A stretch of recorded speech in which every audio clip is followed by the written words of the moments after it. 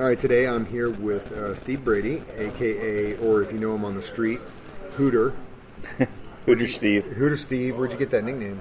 I had a friend, and there was a bunch of Steves in the group, and there was an asshole Steve and some other Steves, and at the time I was working at Hooters, so I got the term Hooter Steve, so I lucked out. Some say yes, some would say no.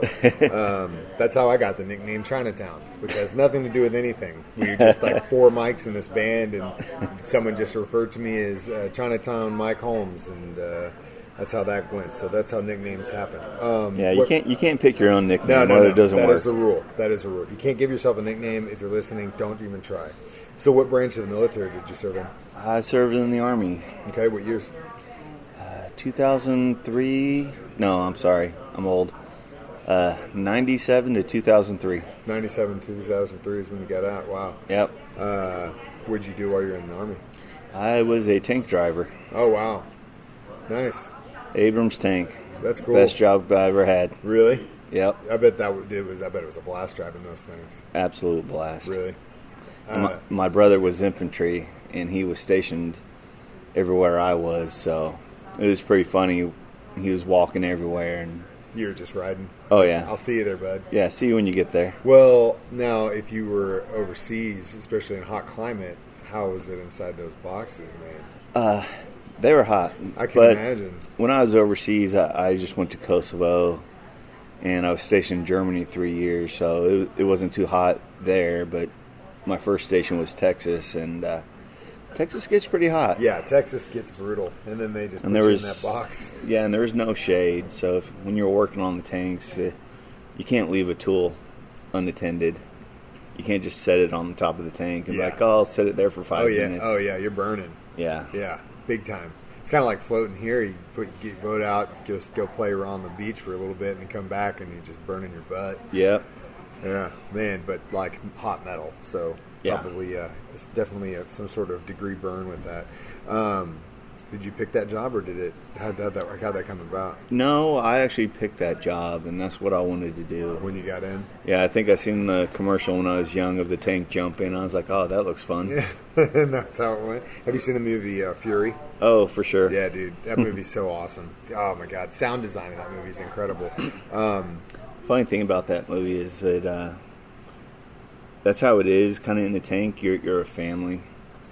Like, you have 4 people in the tank, so you get really close with the people. Oh, yeah. Even with the sergeants, most of the time, when you're together, you get in a first-name basis, and you become a tight group. I can imagine, because everyone has to work together as one unit, almost like you're one organism working together. Oh, yeah. And, you got your lower enlisted, you're working on the tank, and it's kicking your butt. You need those sergeants and stuff to help you work on the tank. So that's cool. That's awesome. And I was the XO's driver many times. He was second in command of our company, and he wouldn't hesitate to put on gloves and get down there and turn wrenches with us. Really? Yeah. That's cool.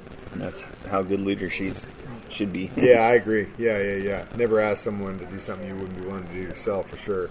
Did you still do mechanic stuff? Did you work on those things too when you were part of it as a driver? As a driver, yeah, you have to work on it. There's different levels of maintenance you do on them. Like, I didn't tear into motors, but I helped pull the motors out, work on all the track, There's little things here and there. That's cool. And you'll learn a little more above your level that you're not supposed to do, but you do it so you can keep going. Yeah, make things work the way they need to work. That Yeah. makes sense for sure. What'd you think about Germany? Oh, I loved Germany. It was an absolute blast. Really? Yeah. Were you there like late 90s? Yeah, I was there 2000 to 2003. Really? So the last part of your career? Yeah. And it was fun. Just everything was great there. That's awesome. That's really cool. The Army life was a little better than Texas, and then going out into the town and stuff was just, it was a blast. And then you get like a 3-day weekend or a 4-day weekend, and you travel to another country. you can do it in a day. It was fun. Yeah, that's what I've heard. You just get a bicycle and you can just go wherever the hell you want because it's just right in the middle of everything. Or get on a train, same difference. Yeah, well, the thing about the transportation there is I could literally walk out the base, either walk to the train station or grab a cab, go to the train station. I could take it to pretty much anywhere, any other city, any other country. In fact, you could take a train to where we would go snowboarding, and it would stop at the bottom of the mountain. You get off that train onto a weird little train that climbed the mountain, and you could be snowboarding. Wow. That's awesome. Yeah, I mean, the public transportation is awesome there. Yeah. But it has to be because the fuel price is so expensive there. Yeah, no one's got their own cars, man. And if somebody has a car, the family has a car. Yeah. It's not everybody in the family has a car. Yeah. And just to get a driver's license over there, it's like months of school, and it's $1,000 to get a license. Yeah. Wow. So it's not easy like it is here to get your own car and license. Yeah. The country was kind of made that way, though. Arnold Schwarzenegger, there was a 30 for 30 about him. Did you ever see it? I did not. You know he's a tank driver? No. In Austria, in East German Army, in Austria, he was a tank driver, enlisted. I didn't know. So he, and I didn't know this either until I saw a documentary. So he's enlisted, East Germany, so still communist when he was growing up.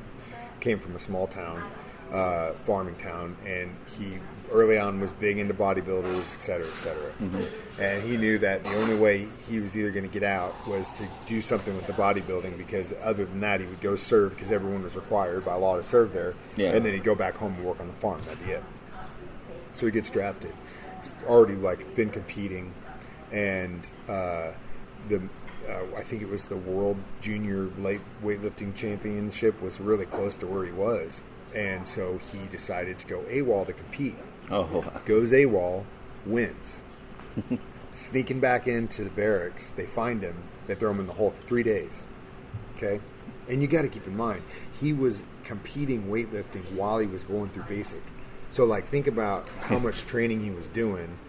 People were already, crying in their bed and stuff, not eating very much. And then he would get up and go train again at night by himself. Okay? Yeah. So then he goes and competes. He wins, comes back, gets thrown in the hole. They come in and get him. They basically said, okay, we found out you won. And he's like, yeah. And they were obviously pissed at him, but they go, this actually might work out because this would be great propaganda. Like, hey, join the military. Yeah. This is what you could look like, Arnold. So they made a deal with him. They would let him compete and continue competing. And to this day, I think he has the tank because in the documentary he had it, but basically they made a tank for him because he was talking about, when you drive a tank, it's a lot of go there, wait. A lot of downtime. Absolutely. So he's like, but I couldn't just be at the gym. So they basically made a tank where it had weights built into the sides and stuff. So when they were stopped, he was allowed to go work out and do weightlifting stuff while everyone was else doing all that stuff. He was also given more food too for his caloric intake. You need to. Yeah. But anyway, since you're a tank driver, you can check that out, man. It's really cool. It's a really cool story, and just shows you how freaking driven that guy was. I mean, unbelievably driven. And it just blows my mind. But anyway, we're here talking about you. We had enough working out on the tank. Oh, yeah. Ain't nothing light on it. Everything's heavy. Oh, yeah. And then getting up and jumping down and getting up, jumping down and getting up, jumping down. I bet that does a number on the knees. Well, my brother used to make fun of us because we would, the term for tankers is death before dismount.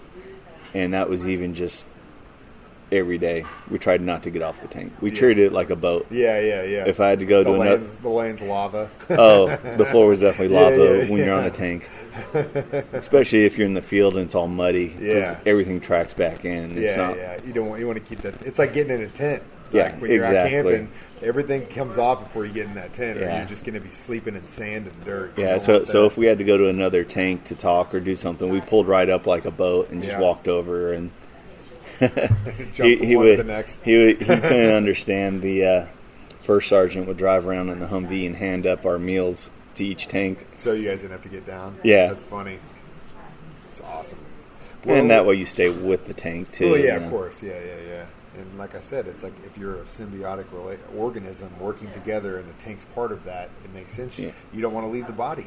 Yeah, yep. Which I think is kind of like a Star Trek episode. Anyway, thanks so much for coming to lunch today, and above all, thank you for your service, man. Yeah, thank you.